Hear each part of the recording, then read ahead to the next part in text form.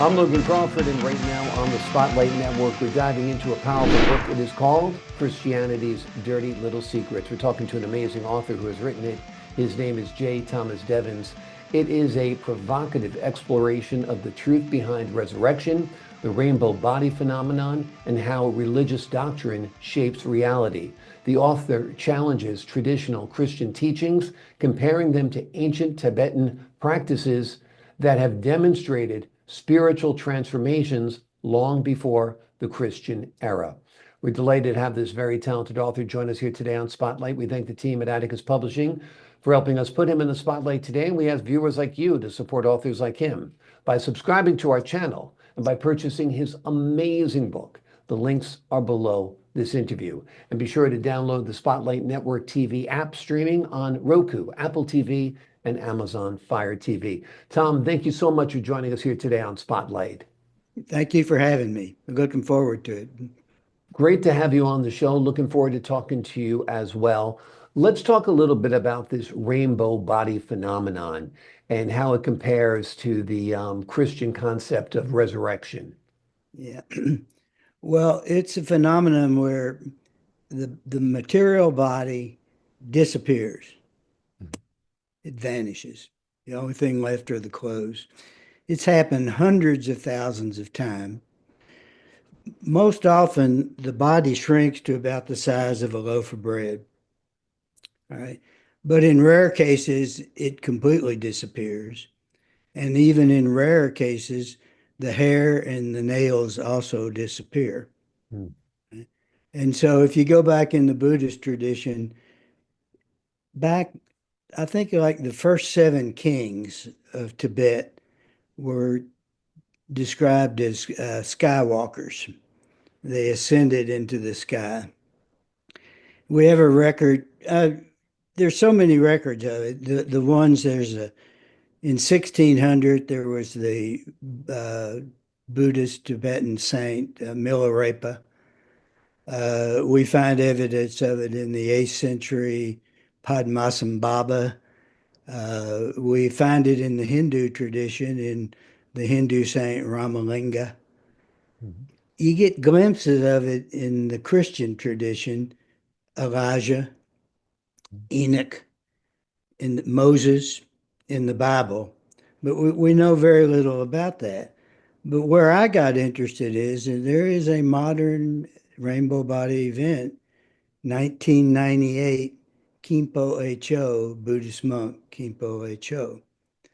And it's well documented. And I went there. I went to the site and I talked to, I've never seen a rainbow body myself, but I've talked to eyewitnesses.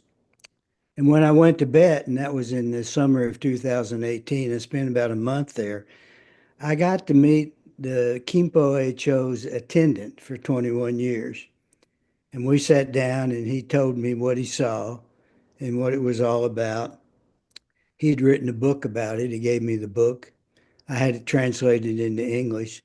So I know quite a bit about the man and a very selfish, unselfish person. It's about self and Mhm. eliminating the self.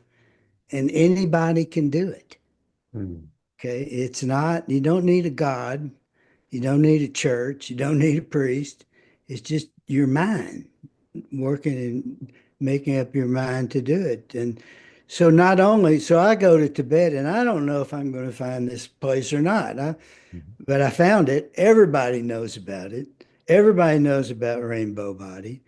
There's a Mhm. school in Tibet that'll teach you how to die with a rainbow body.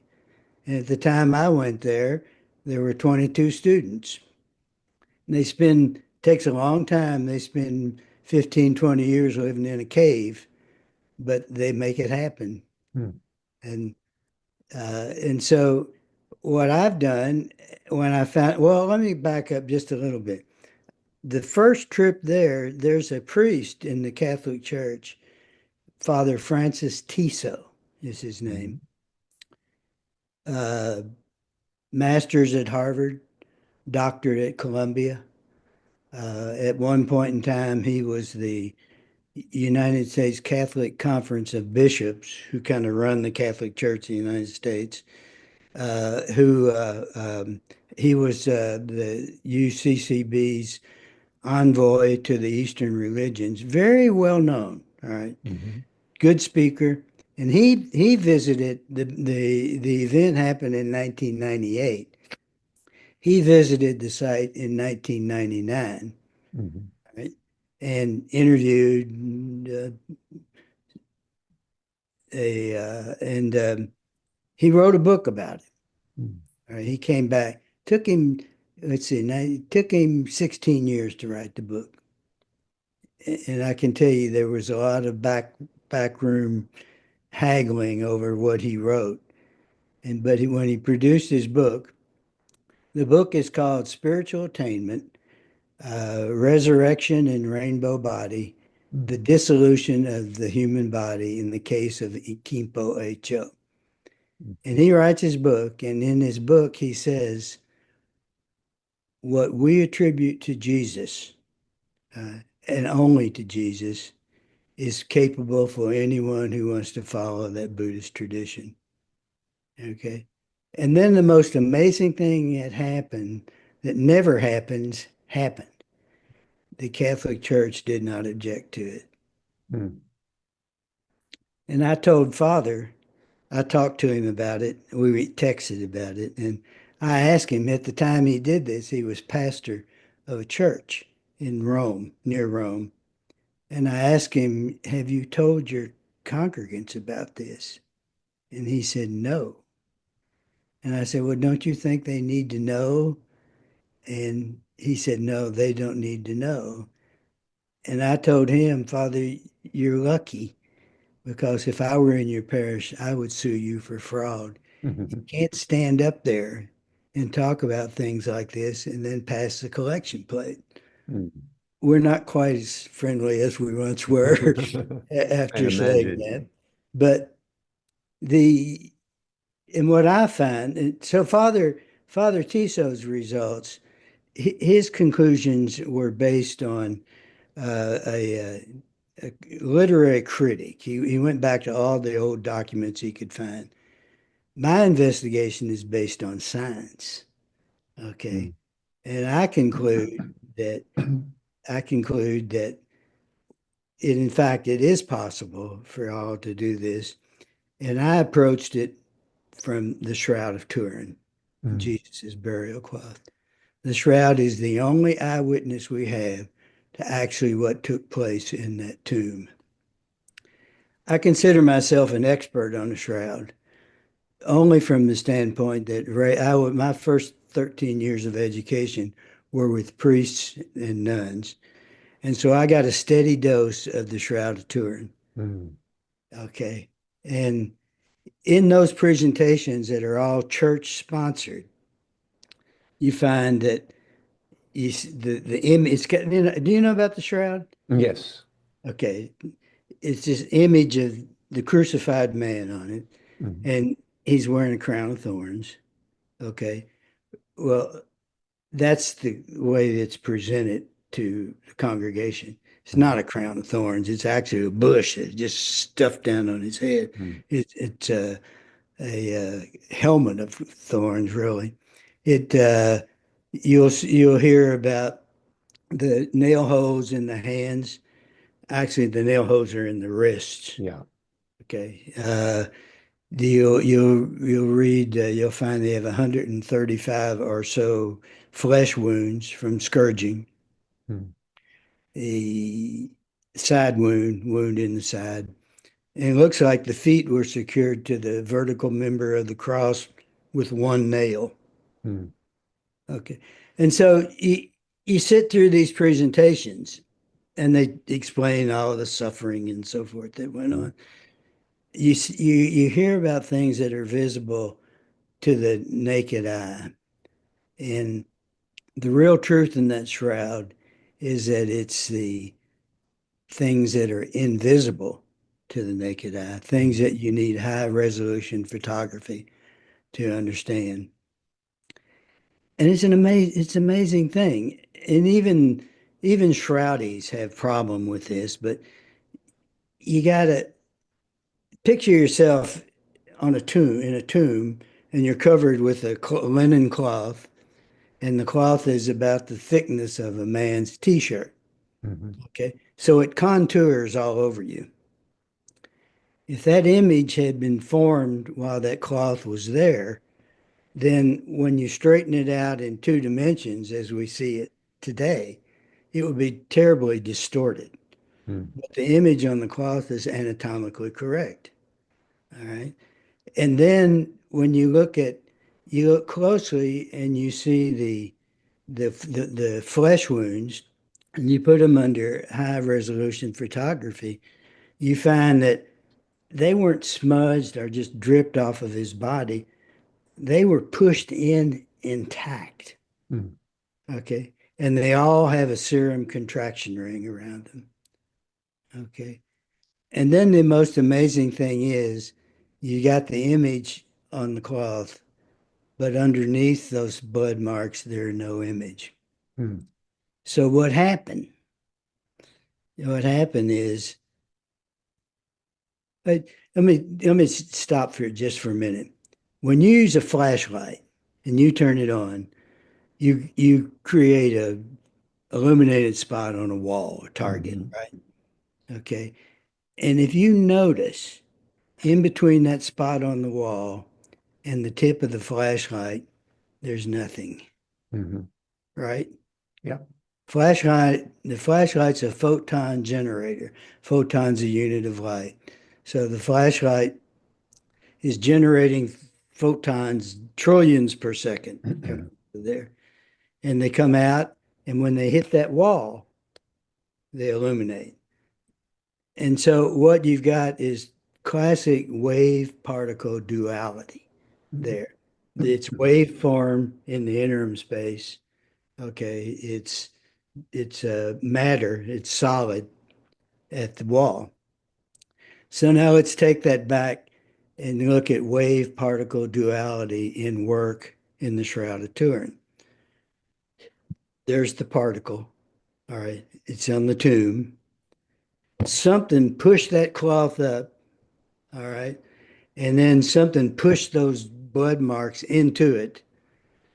And that happens when you go from particle to wave. Mm. Okay. And then when you go to wave, after you get to wave, then the body just dematerialized. It denuclearized. Mm. That's the mechanism.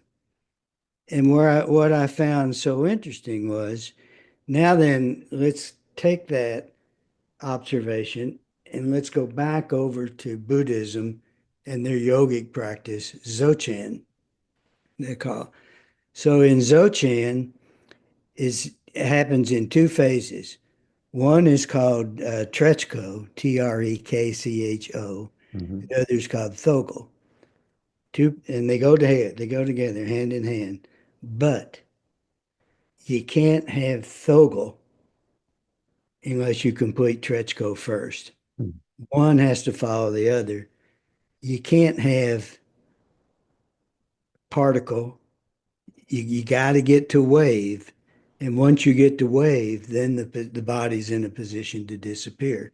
Mm. So, so I, well, I kind of work from the shroud and then go back over to the Buddhist tradition in Dzogchen and Mhm. tie those two together. Now, Dzogchen in the Tibetan traditions, you got Dzogchen and Rainbow Body. You have resurrection and the Gospel of Thomas Mm. in the Christian tradition. I don't know if you know much about the Gospel of Thomas. Mm. It's a sayings gospel. Jesus said this, Jesus said that, da, Mm. da, da, da. But in it, he says that it's a marvel when spirit becomes body. You were born, but it's a marvel of marvel when body becomes spirit. Mm. And that's what he's talking about. So, We're almost out of time, but let me ask you this. In your view, do your findings refute the fact that Jesus was the Son of God, or just simply explain that the resurrection as we commonly perceive it is different. It's different. There Yeah. was no bodily arising. Yeah. The body just denuclearized. And he's not Jesus Christ. He's Jesus of Nazareth. Mhm. Christ is a label that we put on him for the way he developed himself and came to this point where he could do that. And Jesus of Nazareth, dirt poor uh, Jewish rabbi, all right, that had a target on his back. He was in Son of God, let me ask you no, that. there No. is no God. Okay. All right. Yeah. I know we're running out of time. Right. E equal MC square. That's not a formula for building an atomic bomb. It needs that energy and mass are just two sides of the same coin. And Einstein, and that will tell you when I lift these glasses Mhm. from here to here, Yeah. okay, they actually gain mass. The Mhm. energy I put into it inc increased the mass of these glasses. So Yeah. he and he follow his teachings in the Gospel of Thomas, not the Gospel. The Gospel Genesis uh, 1, what's it, Genesis 3:19. To dust you shall return is wrong. It's to dust you shall return if you so choose. Mhm. It's your decision. Okay. Fascinating stuff throughout. There's much, much more in this book. If you've enjoyed this conversation like I have, you're going to want to drill down and listen to what Tom has to say within the pages of his book. The name of the book, Christianity's Dirty Little Secrets. It is a provocative exploration of the truth behind resurrection, the rainbow body phenomenon, and how religious doctrine shapes reality. Tom, thank you so much for joining us here today on Spotlight. But thank you for having me. I enjoyed it.